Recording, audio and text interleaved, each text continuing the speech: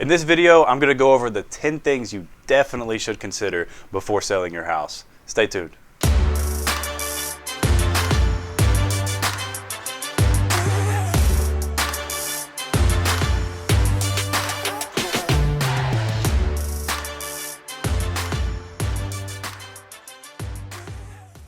What's up everybody, Andrew here with the Lake Team in Houston, Texas. Welcome back to our channel. We have another great video lined up for you guys today. And if you're watching this on YouTube and you have not already, go ahead and smash that subscribe button down below. Here at the Lake Team, we give you the best real estate content to you guys each and every single week so you can make the most educated decision when it comes time for you to buy or sell some real estate. With that being said, let's go ahead and move straight into today's topic, which is the 10 things that you need to consider before you sell your house. So number one, which is probably the most important factor when deciding to sell your house, is you need to understand and ask yourself why. Why are you selling your house? The reason why I say this is it's going to help you determine your motivation of why you're going to sell your house in the first place, right? Whether it's you want a better school district for your kid, or whether you need to upsize into a better area, or you need to upsize your house, or you're downsizing your house so you can save some money. Whatever the case is, you need to understand your why. So if something were to ever happen along the way during the process and you start to get frustrated with the entire process of selling your house for whatever reason, you can always revert back to your big why of why you're doing this in the first place. The second thing is determine your finances. What more of a house that you can handle? Or like I said, are you upsizing? Are you wanting a bigger house, meaning you're going to take on more payments, more debt? Or are you downsizing so you can save on some money and you're not having to pay a big mortgage anymore like you've been used to been paying? So determine your finances, figure out what your direction is on that. Talk with your lender, talk with your financial advisor if you have one, or talk with your spouse. And then you can go from there to figure out which direction is best for you guys. Number three, does your house need some upgrades? So this is a pretty big one actually. So if your house needs some upgrades compared to some of those houses in your area or your neighbors and what they're selling for, if your neighbors have a full-blown remodeled house and yours is still, the way it looked when the builders built it in the 90s or early 2000s, then you should seriously consider sprucing up the place a little bit, maybe by adding some renovations. And I made a video recently about the 15 home renovations that add value to your house. But if you're not comfortable with making renovations and you don't want to pump any money into the house, you need to make sure that you're okay with pricing it accordingly. Which brings me to the fourth topic here, which is pricing accordingly. So you don't want to price top of the market because, like I said, if your neighbors are selling, let's say, for $300,000 and they have a fully remodeled house and yours is still stuck in the 90s, then put yourself in a buyer's shoes. Which one are you going to choose? You have two $300,000 houses, yours stuck in the 90s, your neighbor's fully remodeled, and you're a buyer, you're going to go for the fully remodeled house. It's a no-brainer.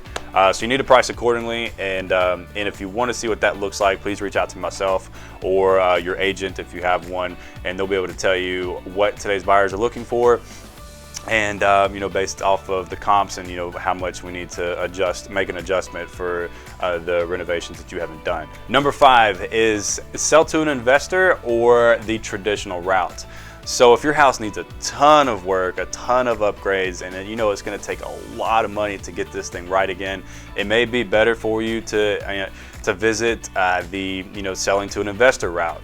I am one myself, so if you guys don't want to go the traditional means of selling and you just want to get out from underneath it, reach out to me. I'll be happy to take a look at it, and if we can make the numbers a win-win for myself and for you, then we can move forward with it. If not, then we can find you somebody else that'll pick it up. But either case, like I said, if you know that your house needs a ton of work and you just don't have the financial means to pump some money into it, or you just don't want to do it at all, that's probably the better route to find an investor that's willing to pick it up. Or if you want to throw it on the market and you're okay with going the traditional means of selling, you can do that as well. And if, like I said, if you want to add some touch-ups to the house, maybe some fresh paints, maybe some fresh flooring, just some cost-effective ways to make the house look a little bit more appealing, then go for it, do that, and then we can put it on the market and try to get the most money out of it as we possibly can. Number six, are you going to sell your house by owner, which is on your own, or are you going to hire a realtor to get this job done for you? Now, this is something to really consider, and you need to weigh your options on which may be best for you.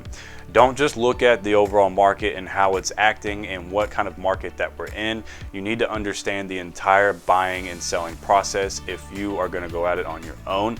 And I would highly recommend consulting with an attorney. Get all the paperwork that you need to get together so you don't get sued by the buyer.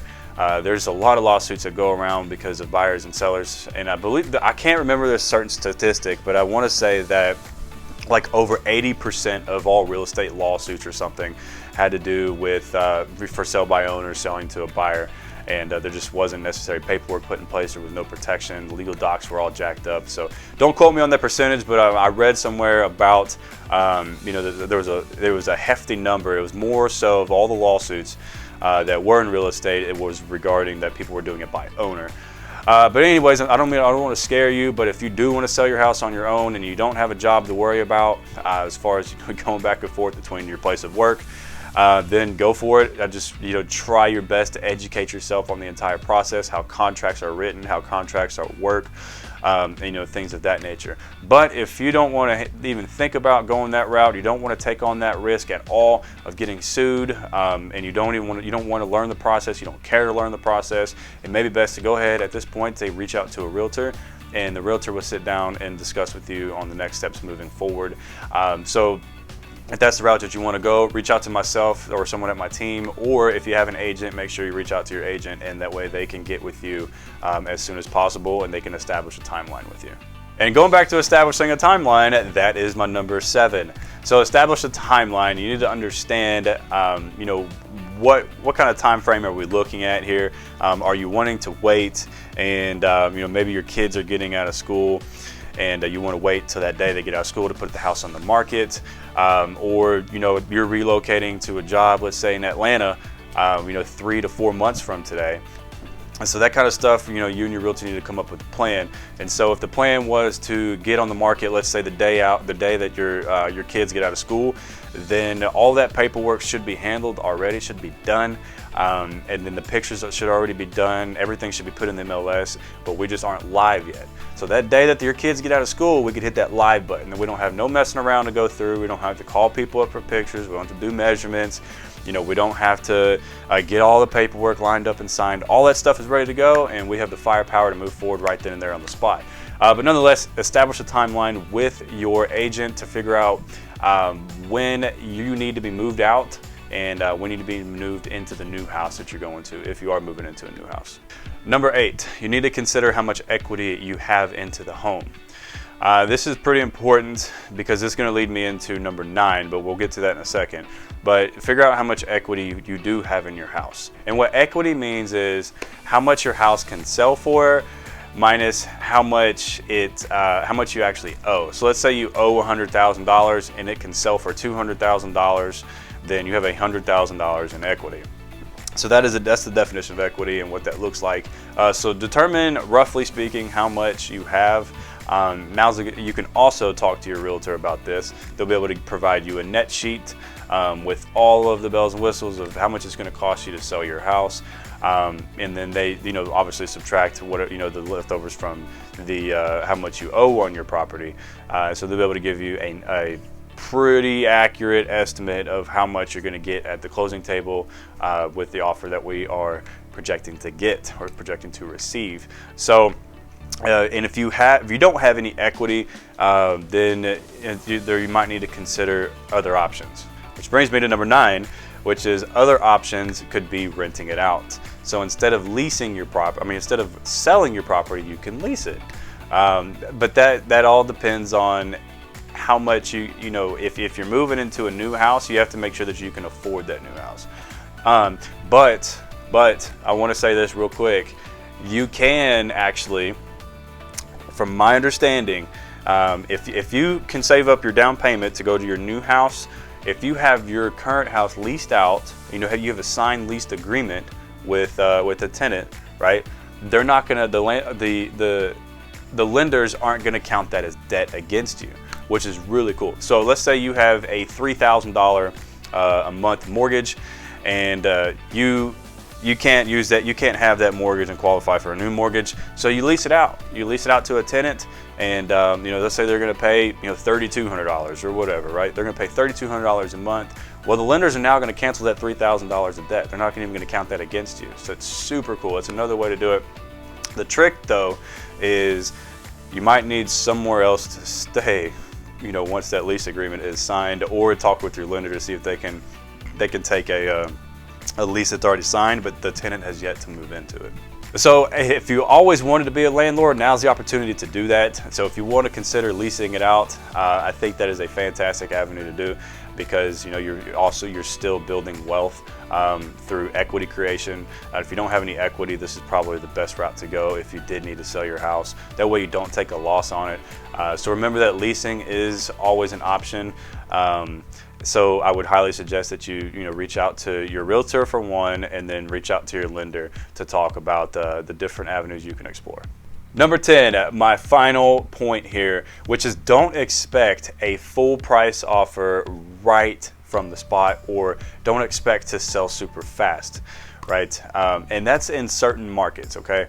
Like right now, in this market, as the making of this video in Houston, houses are literally flying off the market with multiple offers above listing price, and it's been going on for I want to say the last 6 months. It seems like it's steadily been picking up since COVID hit, but don't expect it. I don't know when you're watching this video, if you're watching it as soon as we release it, if you're watching it 5 years from today, but don't always expect the best, right? Hope for the best, but don't always expect the best.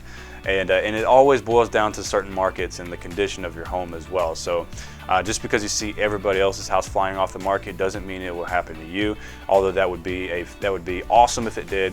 Just don't expect it, because you don't want to be disappointed or get discouraged of why you're not receiving multiple offers, why people aren't offering you over list price. Like I said, it just really all depends of where you're at here in the Houston area. It all depends on the local market and what that market's bearing when it comes to price.